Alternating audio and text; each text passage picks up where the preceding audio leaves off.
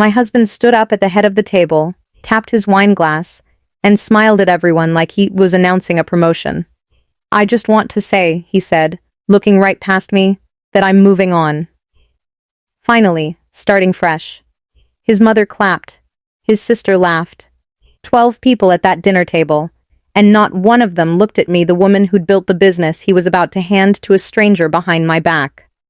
What none of them knew was that I'd spent 3 weeks in a lawyer's office, and I wasn't leaving that dinner without saying something back.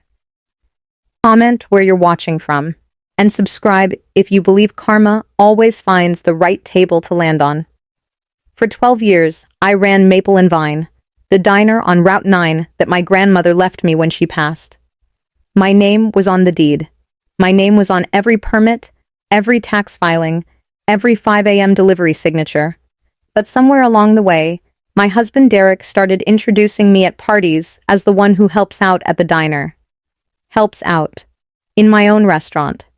I let it go for years, because Derek was charming in front of people, and cruel enough in private, that I stopped keeping score. His mother, Linda, treated me like staff who happened to share his last name. I told myself it didn't matter as long as the business was mine. Then, 6 weeks ago, a man in a gray suit walked into the diner during the lunch rush and asked when the transition of ownership would be finalized. I told him he had the wrong building. He didn't. He had a purchase agreement with my signature on it, a signature I never wrote. I didn't scream. I didn't confront Derek that night.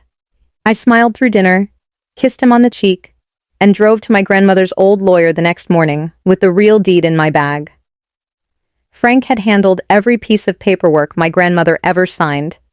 He looked at the forged agreement for 4 minutes before he looked up at me. "This signature isn't even close," he said. "Whoever did this got sloppy. Or arrogant. Both," I told him. Derek was always both. Frank pulled the county records that afternoon, the real deed, filed under my name alone, the year my grandmother passed. Derek's name wasn't on it. It never had been. Which meant every dollar he thought he was about to pocket from that investor belonged to nobody but me. I spent the next 3 weeks watching him get bolder. He started taking calls in the garage. He booked a moving truck for the following month and told his mother he'd finally be free. I heard him on the phone with the buyer, laughing about how easy this was going to be. "She won't even see it coming," he said. He wasn't wrong. I let him believe that all the way to dinner.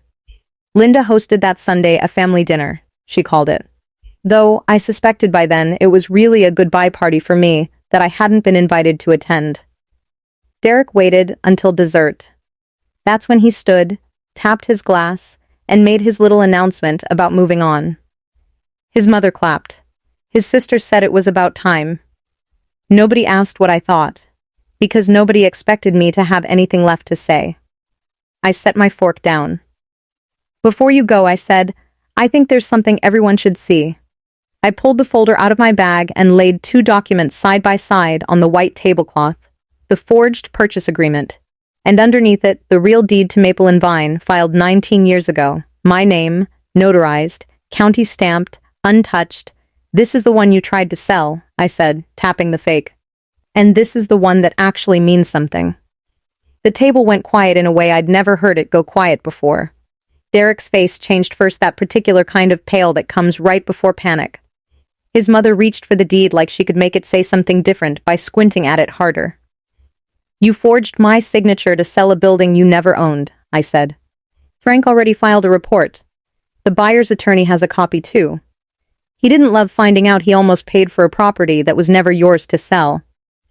Derek opened his mouth. Nothing useful came out. "You said you were moving on," I said, standing up.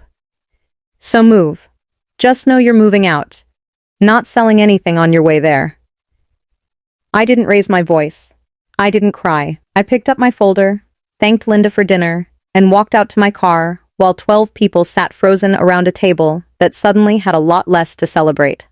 The forgery charge is still working its way through the county prosecutor's office. The buyer backed out the same week and sent Frank a very polite email thanking him for catching this before it became a real problem. Derek moved into his mother's spare room which I hear is exactly as humbling as it sounds. Maple and Vine is still mine. Still open every morning at 5.